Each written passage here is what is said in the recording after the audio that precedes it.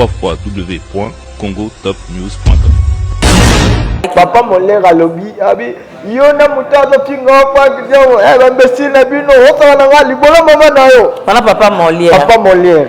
Éducateur à masse. Ah, motupate okini makambo. Kini makambo, un responsable, on le botelpe, ba Brazzaville, ba on finga moi qu'on bazora Molière chez Baba, c'est pas bon, c'est pas bon. Comprenez que Papa Molière a contribué na buzoba, a contribué na buzoba ebele na kati ya Congo. Oui.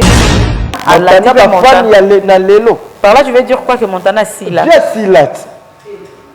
Montana ba fanatique et où te la na succès ni via vida kala mo te o diembe la défao. Pour Montana na la quartier la terre na mutation n'est pas défao. TV actualité Sila. Ce que yebisaka Montana et Osania yo soutenir défao ka accélérer makambu, toi yo diembe la makambu. Et ça, instrument ya diable. Barafini Tumba, moi la grâce Mbisi, Bakare Mokonzi. Donc, on va tout ensemble des choses. Même si tout Babylone à côté en côté. Voilà, mais la PC raison. Azalara, maman denga zaleli wana pas denga bimara libanda bamara munaewana. Mais baza ebele. Pourquoi si tu es capable de ça à mambwana te? Chance nanga ya lelo, mama. Chance nanga ya lelo tuna noli tambwe Noli le sage, Noli, journaliste numéro 1 na tout kin, c'est Maître Gims. Voilà no.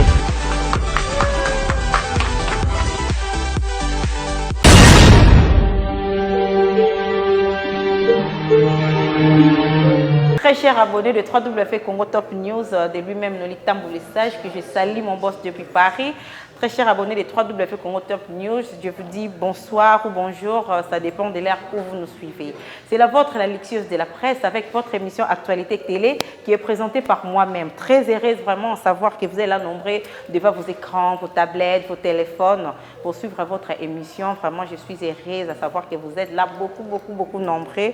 Sans plus tarder, aujourd'hui, j'ai le réel plaisir de recevoir pour vous un de mes confrères, hein, mon collaborateur, lui c'est les jeunes non-dits. Avec lui, j'aime vraiment beaucoup qu'on se partage dans l'actualité, on a tant de choses à se discuter ici, on va un peu essayer d'en parler, voilà. Actualité, ça vient à biso des FAO, à Namboka, tout le monde est à Montana, tout le monde est à Beta, à l'orchestre, à Baza Awa, na habité.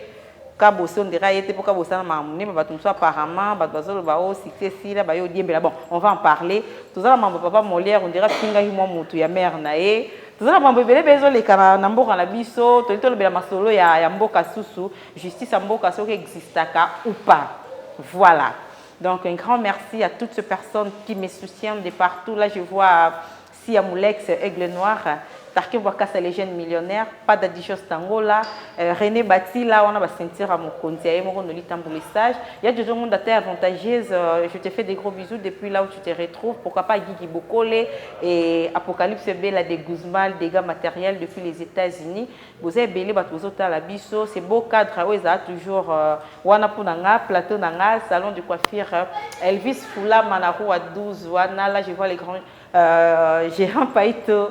Son Angola, Dédé, père double fiancé, Fanela Ngiama, ma copine, basée en assistance, toi on a battu assister, ne vous inquiétez pas, et tu as fait ça trop floqueur depuis Paris, je te fais des gros bisous, ma copine à l'assistance, ma soeur, elle est là la définition de la beauté, même en étant naturelle, elle est toujours belle, elle c'est juste qui a métier, on veut dire mon sang, faut sentir moi, on a la fierté, on a bimisié. Surtout basé à Kolala et pourquoi pas lui dédicace dans les un peu spécialisé. Bosco Itwa, il est mignon, il est beau, il est charismatique et là il a tout ça. Lui c'est mon perso Bosco Itwa depuis Paris. Je te fais des gros bisous. Sans plus tarder, je reçois déjà mon invité. Londi, tu peux entrer s'il te plaît. Ça va? Ouais. Non, on a tenu plage. Bon, c'est normal, on a la plage. Micro, s'il te plaît. Ouais. On a dans la plage, mais comme c'est moi, on a choisi, il faut y aller vite fait, mais ça va. On a par rapport à moi, il peut que non bien. Moi, il est que non bien. Ce pe na kima ki yo. D'ailleurs, le Kimi, c'est on peut se mettre. Na ninga na ya. Yo motela mbenge na bi na dala li papa la ki. Ah, le bi aka to na ba moi. Eh, li papa appelle papa ni vana, ils a cher. Chouezate, monika na système ya Angola ra, chouezate.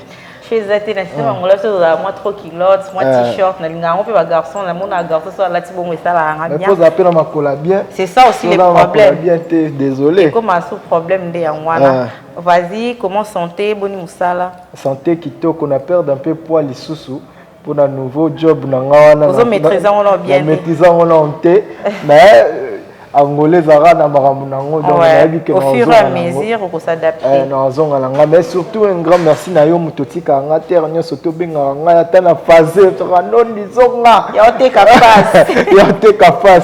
Tala ka bula onde yango mutesala nga nondi na yebana na ba masala ko ba Arnaud Fidèle papa Fololo ya sala na aéroport moi ce que bien nga na zara na batondengo wana.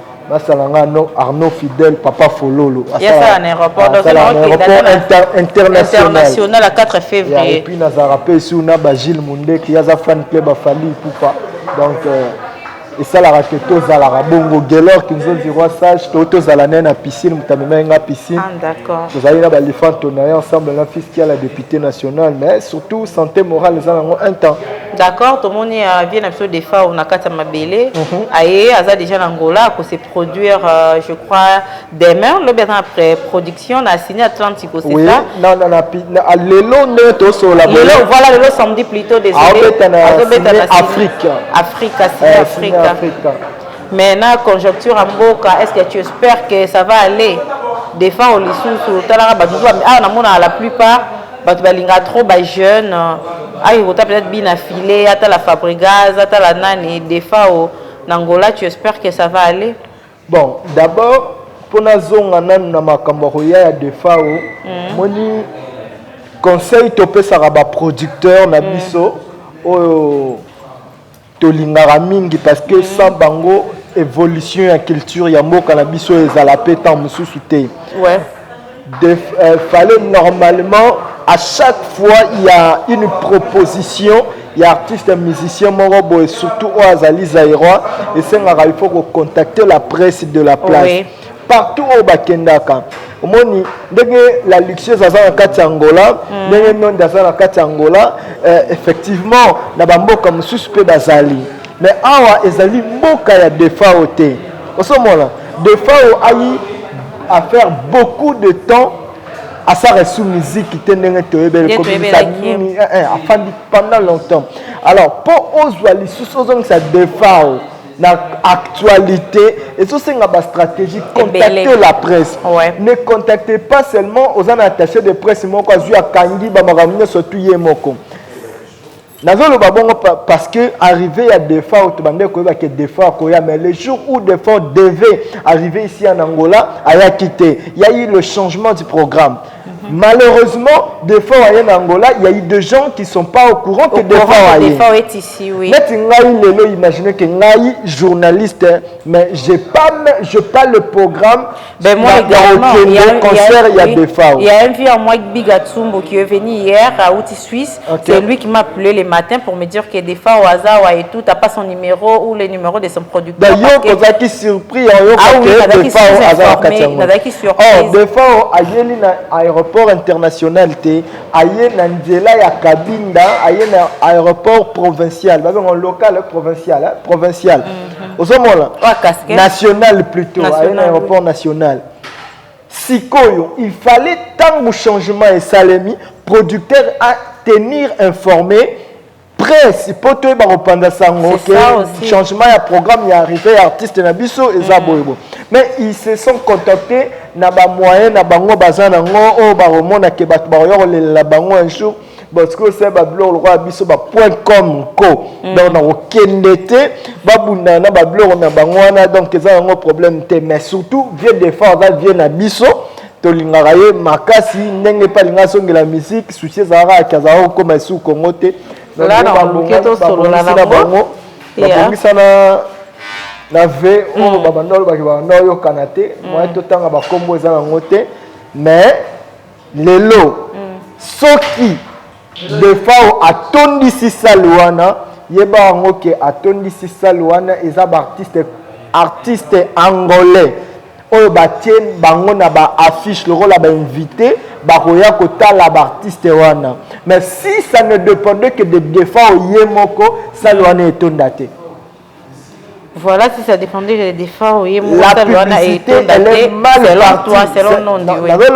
Selon l'analyse dans salle. Oui. La publicité ou le marketing, c'était bien aller avant. Oui. Mais après, bah, changement, et puis, là, bah, modèle, bah, la maison de production, maman, il y a un côté. Mais on peut s'en avoir raison. On va après analyse, on peut s'en avoir raison. Tant que le concert est le calelo, non, tu avais raison. Obi reçu il y a un concert et bah mais tout le monde a ba Montana adana ba Montana Kamenga ba Montana pe ba oki ba za cause apena ba fan na et par rapport à qui Montana ba fan na lelo ayebe ko la Montana ba fan na lelo par là je vais dire quoi que Montana sila bien silat Montana ba fanatique et où te la na succès ni via vida kalo mo te o diembe la défense. Pour Montana, dans le quartier, la terre n'a pas de fort. TV actualité, si là, ce que j'ai Montana, il soutenir des forts au cap accéléré de Makambu, toi, il y a au de la Makambu. Tu as eu Angola, on est peu bête tour. Il y a aussi qu'il y a au Kabilamba, ça va. Mais si il y a ma musique qui n'a héros, il y a autant de filé, de succès. En tout cas, je ne vois pas Montana a aidé Viennabiso de forts pour que lever défi au automne ça va ciné Afrique. Non. On va dire que distraction pardon. Au moins lelo. Presque lelo to na biso so ko c'est la batuma kamute. Bolo ba vérité ma vérité on peut ba concerner ba linga koyo kango. Bon, ba yo ba linga la bango pe ka te, ça on peut problème te biso to lemba na biso ko lo ba vérité te. Pour Montana na rolia na ndako na yete, na romela na ndako na yete lelo ti lobby. Donc, il chante très bien, c'est un bon artiste, mais la vitesse d'actualité, il a raté. Parce que tant que lobby que, il y a fanatique, il y a mois. Après combien de temps, Montana a il y a le roi avion Marie-Paul. On a fanatique, il y a Monique, parce qu'on a signé Africa. Et ça l'une de salles Oyo, et ça le roi de salle mythique à Angola. Malgré ça, bakota ba oja enda kuna bakoto wana ya kati kati wana ba pombe bazara mwa mingi. Et puis deuxième raison, le concert à lelo ko simbate, c'est par rapport au choix du lieu. On doit reprendre. Des fois, tant qu'un grand année où le défend c'est dans le 80 non? C'est dans le 80 au défend ou à ça va succès et tout ça. Ba 80 on a tant sous et belé à bacheno ça va succès ba botamina antenne. Donc des fois je ne vois pas de fois dans un concert public il y a nengoana ba tata mikolo ba telemito ba jeune. Je vois des fois dans une classe il y a ba mikolo ba fandi comme ça dans une salle VIP ba yoko yoka des fois mais produire des fois dans une salle oyo ba tata mikolo ya ba 50 ans, 60 ans, en tout cas. Père Wana, comme il ne faut pas oublier la place à Rotelema. Place à Rotelema. Mais la place à revendre parce qu'il y a des noviers au Bazapé Awa, Bazabata, série, des fois, non, problème à la place. Problème il y a milieu, en tout cas, c'était mal parti. Il y a un zongi dans les camarades. Je préfère vous t'attendre à Junior, ça allait être mieux. Junior, basal lokola ba tropico eza awa bokoki ko sala concert moko VIP. Yango zo mona Paulo Tudilu alekaka ba producteur rebelle na kati Angola parce que lui sait faire les choses. Avant maîtriser. Et comprend que Mboka yana baisse pour ça qu'il faut boyer pour ça boyer. Mais Tudilu le robeti sa producteur kana loyer akobeti sa musicien kana loyer ngete il faut y actualité musicien zanine. Ceux qui musiciens avaient le passé et qu'il a besoin de la Angola. Tout bien, tout ça coproduction. Donc je mets ma capacité, mon savoir-faire, toi tu mets ton uni artistique et tout qu'on sort, au lieu qu'on bête à 100% tu dois cacher, tu tiens bon, tu te portes et ton cabolimbon. On va prendre. Comme ça, mais ceux qui ont succès viennent défendre tout dit la bête ça défend et ezala nengonate. Voilà pour clore avec ce sujet. Pour clore, moi, après concert, vous avez vu qu'est-ce que ça a été vrai, bien que nous zalaté, mais j'ai quand même des gens où on retourne avec sincérité. Mais après concert, on est dans le loco, si on a eu besoin de na tort, vous avez raison. Pour moi, voilà. Pour clore avec ça, tout le monde autorité mboka na biso. Bon, autorité mboka na biso. Et c'est que c'est un exemple à suivre. Baza exemple à suivre na biso na ba autorité na biso moko ba tout normal on dirait tozo ba soni to ça comme la papa Molière ko finga moke ya maman na yo quel que soit les problèmes en plus il y a public on a kotanga komboté bon place à bimela ya maman na ye alobaki loba okoko loba te ne okoko loba beka ko ndezaki papa Molière alobi abi yo na mutazo pinga kwa kidogo bambesi na bino okala na ngali bola mama na yo pana papa Molière éducateur à masse motupate okini makambo un responsable le botel pe ba Brazzaville ba on finga mo ko bazora Molière chez ba comprenez que papa Molière azo contribuer na buzoba azo contribuer na buzoba ebele na kati ya Congo. Oui. Omoni lelo ti Congo ba idée ya ba bulu yeke eya. Mais c'est faire insulter toute une communauté sur laquelle tu appartiens. Omoni soki na mboka ngaba le ba biso presse ebundaka ndenge ebundaka bitumba ya mboka ndenge moko na armée na pinga. Bakoki ko affecter gouvernement, bakoki ko ta virus na peuple quand à partir ya presse. Oui. On se comprend la lexieuse. Et lelo batoro papa Molière oyo toko pesa peut-être tant sous moi respect. Tout le monde a papa Molière na Congo batandeng wana bazé belé presque bango nyonso tu balata ba costume wana na l'Assemblée nationale. Le costume alors aura trafic. Ils sont pareils, il y a de fous en costume. En costume, voilà les mots, c'est-à-dire les termes. Ils sont tous pareils. Il se comportera moi j'ai une personne, une autorité à Congo, alors tout Congolais qui se respecte, il faut avoir un très bon ambianceur. Voilà une autorité de la place de notre pays, Congo Kinshasa. Tout Congolais qui se respecte, donc Mouto a un ambianceur à se respecter, à Congolais.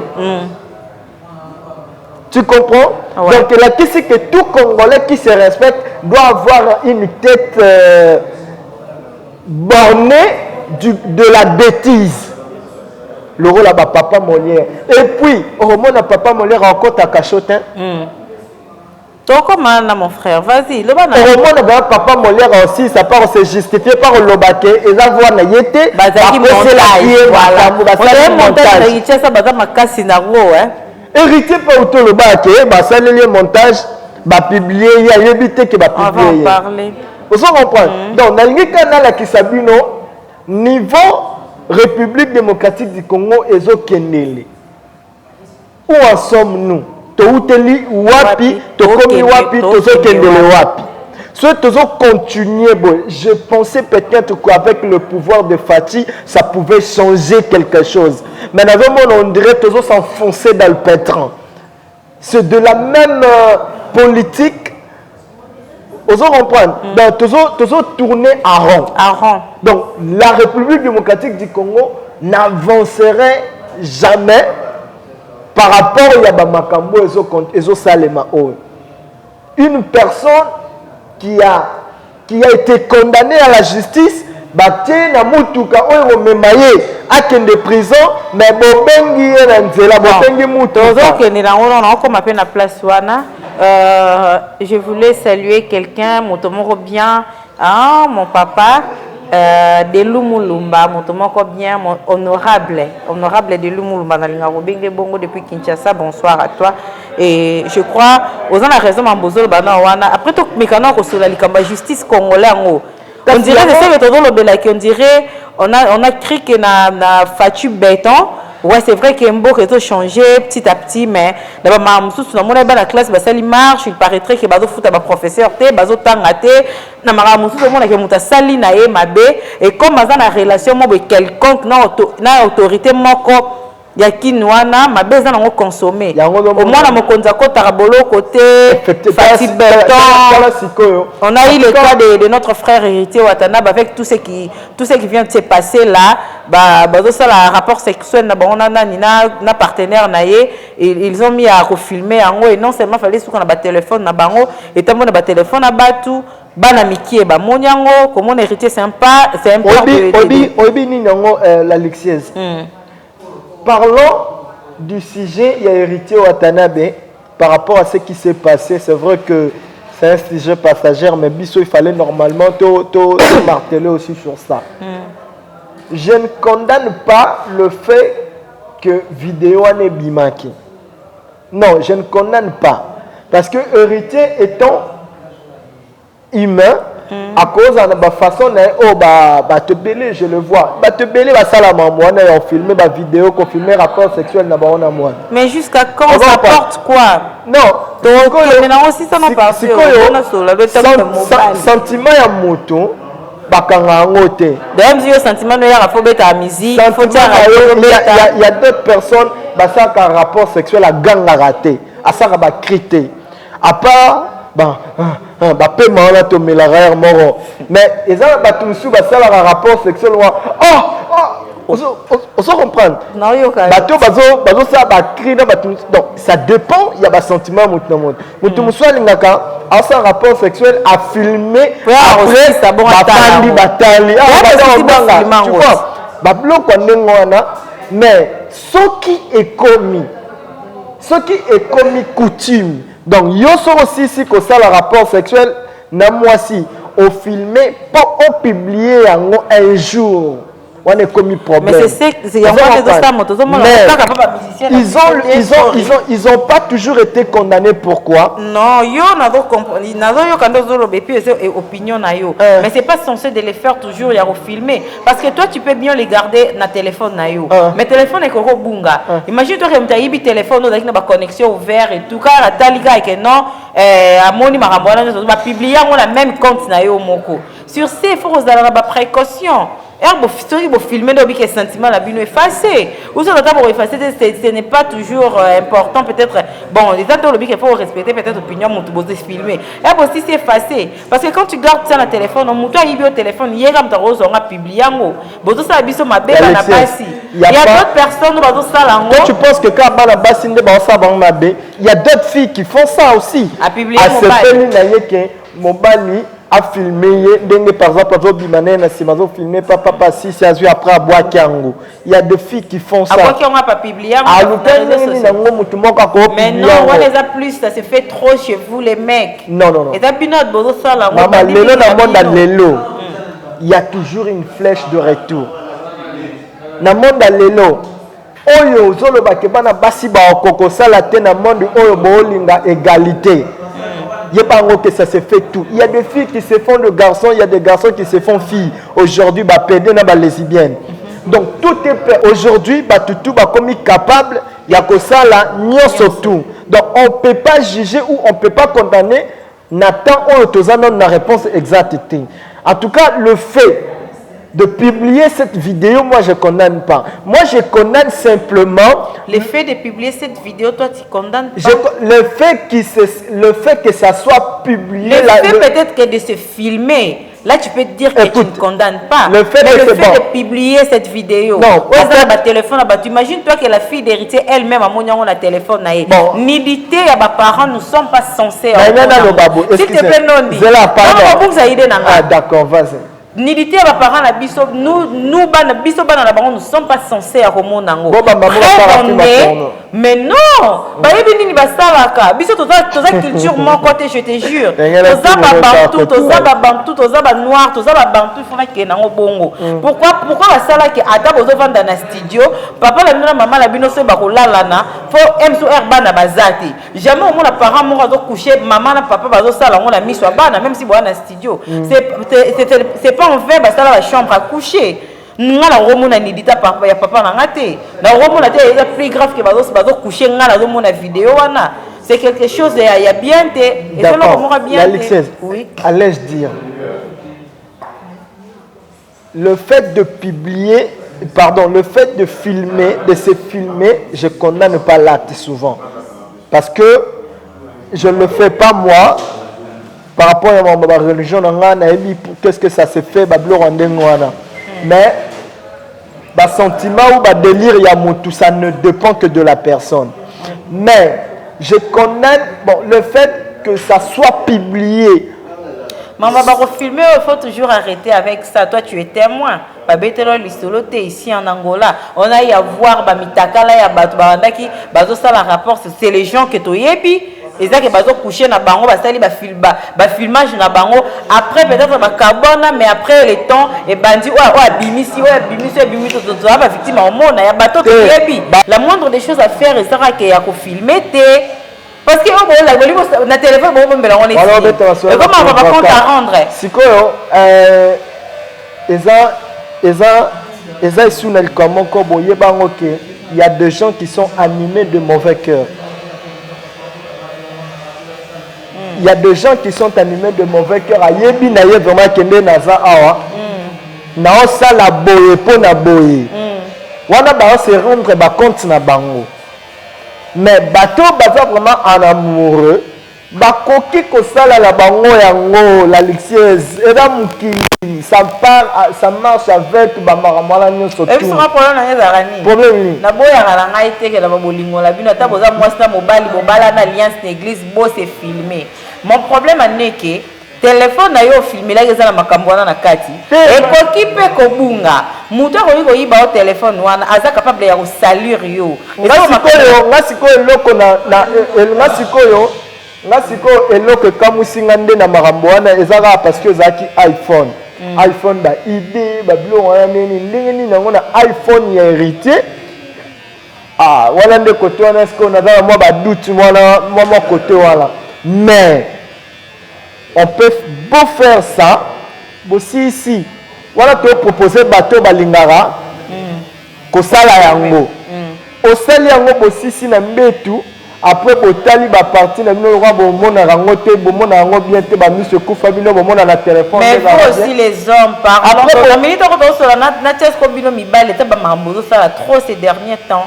Au moins maintenant que Dieu m'a dit que venant moi c'est ma kabwani mais tellement dans la vidéo ne m'a dit que ça les bazaka ba mi bala en couple à publier. Surtout na poto ça c'est fait. Na mona ngo mingi kepe na ba page moi c'est la violence na mobile azo benga na mobile mazo filmer et tout et les qui na ba page. Wana obi moi si comme ça la mobile d'accord. Mais ce que yo ngana zo kende wana za ntu violence ya kobunda ya koswa na ndezalaka. Mais nidité ya muteze loko censé pour bomba na boto ngo benga na ngala ndako filmer ngai batutu ba mona ko benga na ngala ndako tselinga pe direct obenga na ngala ndako wana za ndeko yoka soko eksanga sonite. Yo son ya muke yo moninde bala pibio mutakala. Oh il y a différents non. Eza différent. Ni batala misa batu eza ndenge moko te na mweloko bataka te makala se tout même bimili banda. So tu sais pas c'est que zoloba non. Na lelo batelo loba moko. Soni ya muta glisse poi na misa batu baseki. Na soni ya ndenge bataka eloko poi ni batambola mitakala. So eza soni. Lisumu. Batambola mitakala. Eza batu batambola mitakala. Moi ça la liboma za muta liboma mutu normal la nité na nzela. Ah bon? Toi tu le fais pas pourquoi? Oh bah bon. Ba base pour que non ça makamna ningisa mokili pourquoi ça la ngoti?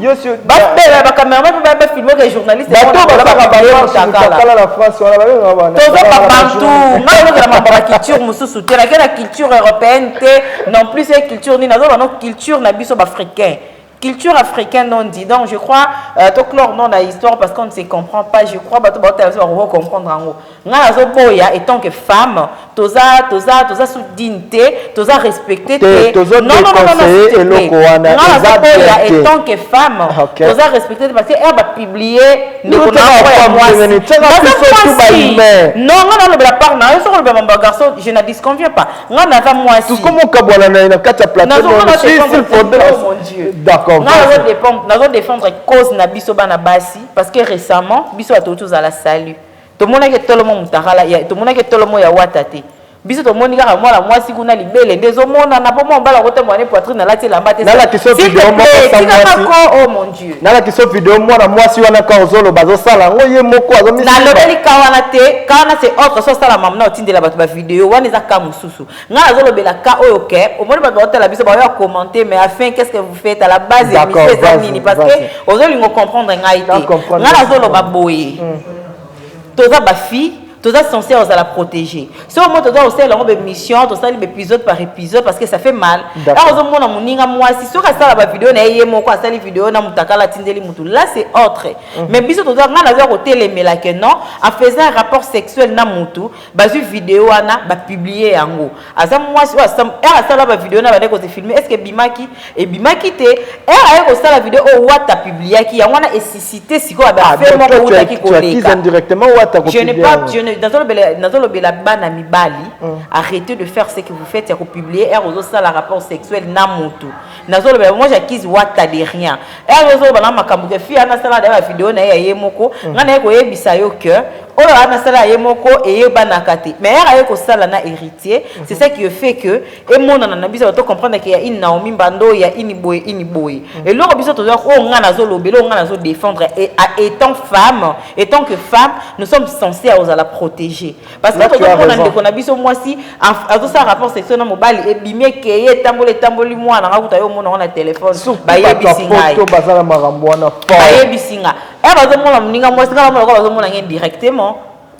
directement d'autre part on a posé une confiance à mibalité dans ce hôtel ils ont ba téléphone tika on a réception soki toza na ndako tokangi ba téléphone biso nyonso na ya yo na yanga tokangi yango toluka esika totiango en plus faut contrôler chambre bien soki ba caméra eza te botika kosala biso bongo bino bandeko na biso ya mibali elobi nango na makambo wana eza ba étranger nde fo basalaka biso yango kobimaki na Camerounais moko boye ou soit angolais moko boye soit nini asali yo bonga publier mais vous êtes nos frères Naomi Mido ma copine vous êtes nos frères atana bolingo ya kozala mboka moko totala que c'est ma sœur congolaise na sala moté nazo lebeka non c'est maman héritier parce que ça te fait trop dernièrement atala na page à la maman je vis un garçon qui a publié la nudité de son ex il y a ex-femme naie a publié nudité naie et puis ex-femme pas le publier vidéo il y a bien entendu il faut so bena oya na panzé ma kolobi ya ngwana ndo publier apparemment la fille était azali pas qui liboma continuer ka nager naie c'est pas bien c'est dernièrement ta bokomi ko bangisa bato toza sur la confiance ya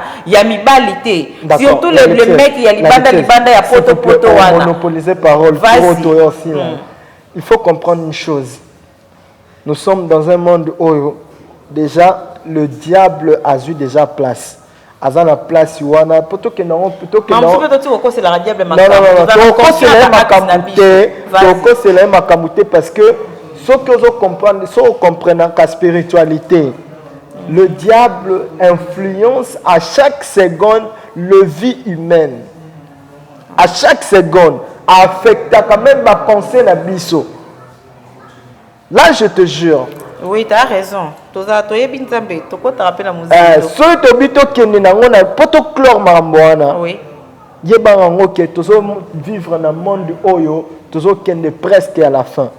Donc to remona ba marambo abu. Si il y a deux filles qui se filment bango moko ba se filmer ba partager yango ba publier yango et puis ba fille ba comment on lingana sa vidéo à ça comme tu direct azui moi on dirait moi boya poussi moi libu moi nana moi nini on comprend moi moi si un journaliste Rafine Tumba à ça la vidéo à Soukola moi plein d'un côté mon ani ils ont mon nana moi oui tu vois so Rafine Tumba bazal roi instrument au diable à utiliser à chaque temps. Tu affirmes. Mais n'affirmer, n'affirmer, n'a confirmer, n'a reconfirmer en gros. Pourquoi na spirituel. Na tel niveau. Pourquoi? Moi ni ba acte ya bato ba salaka. Yango yande tout ça la lecture nango littéralement on comprend que ndenge zawana oyo mbala moni avant pion au diable a utilisé pour nous quoi sabat.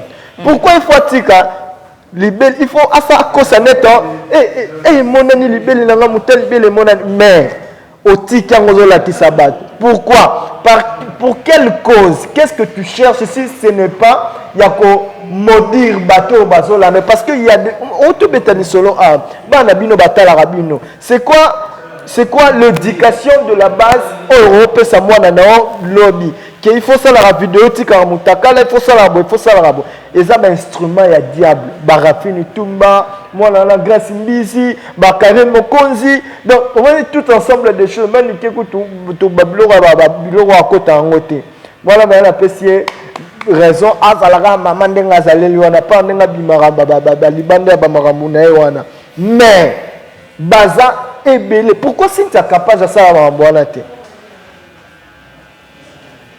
l'éducation de base est très important. On comprend. Il y a une famille à Nyoka.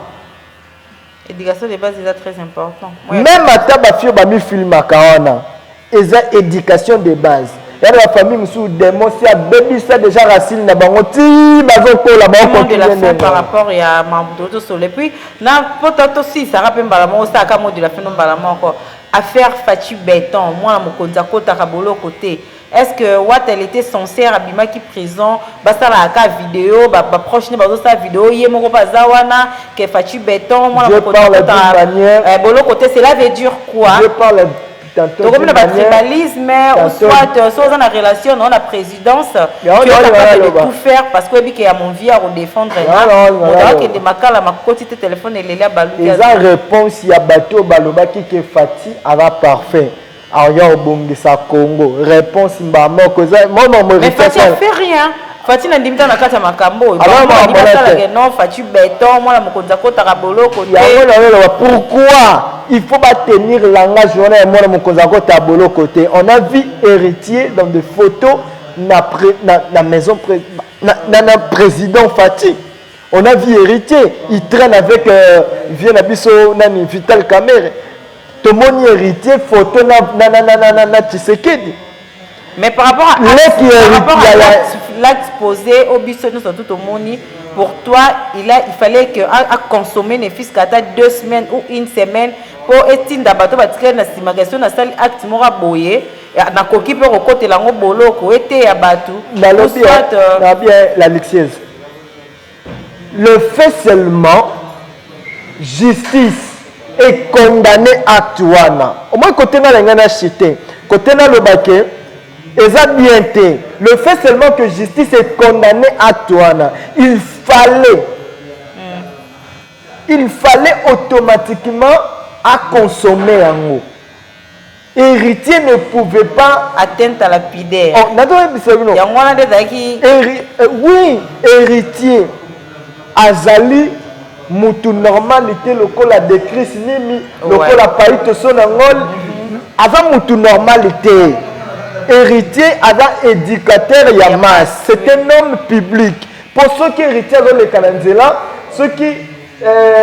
Par exemple, ngai na le Kalanzela ezandenge morote nga na roleka ba pesa nga quelque mbote pa ya batu mais héritier ba kolanda eti embouteillage ko créer wana oso comprendre donc nous sommes censés ya koyeba ndenge nini ya kosala ba makambo siko to mona ba fait ya boye na kata société na biso yebisanga héritier to Fati président de la République quelle image donnes-tu na batu po na pouvoir na yo oyo justice olobaki ke bobele la bin tango Fati azaki na révolution tango azaki opposant babande koloba justice que la justice soit faite que la justice parce que justice ango lelo comme na kata maboko na pourquoi to mona bamloko ndengwana yango ya kolobaki Congo Nzambe faut quitter vraiment pour comment changer derrière les temps et peut-être se passe voilà on a beaucoup à se discuter, on a beaucoup à parler, sauf que les temps ils ont posé buisson un peu tort. Voilà, je vous aime beaucoup, mes fans, mes très chers abonnés, nos très chers abonnés des 3W Congo Top News. Yeah. Abonnez-vous massivement. Mais c'est les trophées, boss, Noli Tambou, les sages, mon papa. Vas-y, et puis Vanessa Mabanga. Adidas, on a une émission. ya soleil wanga wana naisa yo. Nana muto kende ndia bode ko tivandisa mabanga na yo. Merci beaucoup na batutu balingaka ngai je na ngai moko Elvis Fulama na pesi ba mote koto zali paito sona ngol yo ebindenge to salaka nayo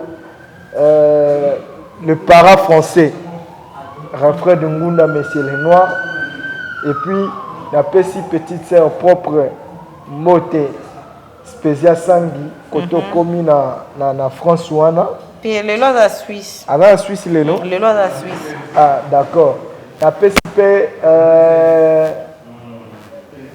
bandeko nyonso tu baza na kati ya Angola Xavier Lopez Vizamat Bodrick Matadi monsieur le président merci beaucoup na Paulo dos Santos guerrier Ben Willy le Gabonais le plus suspect le Gabonais le plus dangereux vient na Aimé Wasukama Gelor 15 stage et puis c'est bon la députée Aliana Chouboté depuis Paris je te salue bisous à toi. Retiens-moi ma biche congolaise. Ah mon Dieu, Serge Tata Kibokolo, Lodilo le manager et Kibokolo wana, Paolo Tudi le sénateur.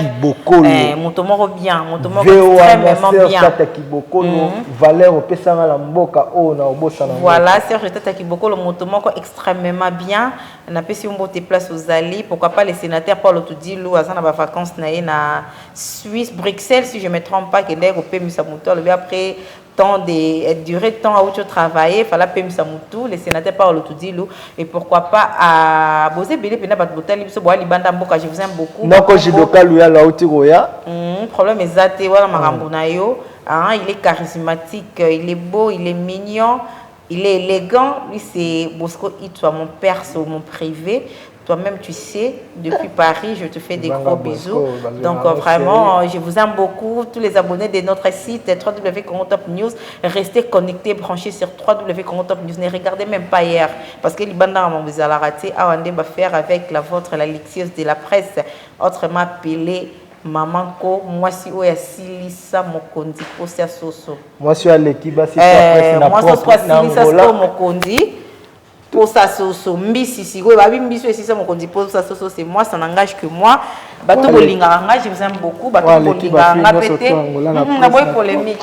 On essaie d'être propre, c'est la moindre des choses à faire parce que là bato ça là bien kolikanga. Quant à moi, je vous aime beaucoup. Josia Metiola mon sang, mon assistante, ma conseillère, ma privée. Elle a la définition de la beauté. On a mon abattu par rapport à Missoumine na Milai Nzambi. Je vous aime beaucoup On se retrouve très prochainement. Allez, ciao, bye bye. Oya boy, ma, zo, timula, mikunda. Kunda moyamo, nabona timbo snoto, violence peta. Noli le sage, Noli, journaliste numéro 1 na tout kin.